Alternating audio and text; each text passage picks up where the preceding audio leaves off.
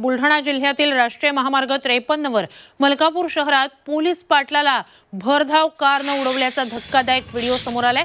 मुंबईहून नागपूरकडे जाणाऱ्या भरधाव कारनं मलकापूर तालुक्यातील कुंड बुद्रुक इथल्या पोलीस पाटील नामदेव कवळे यांना जोरदार धडक दिली आहे। यात पोलीस पाटलाचा जागीच मृत्यू झालाय। नामदेव कवळेंना कारनं उडवल्यानंतर काही क्षणासाठी कार चालक थांबल्याचं सीसीटीव्ही दृश्यात पाहता येते। मात्र काही वेळातच कार चालक पसार झाल्याचंही पाहायला मिळालं। हिट अँड रन प्रकरणी पोलीस आता कार चालकाचा शोध घेत आहेत।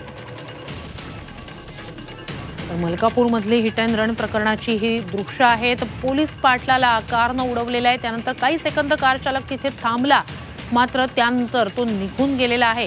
या प्रकरणी सध्या पोलीस कार चालकाचा शोध घेत आहेत।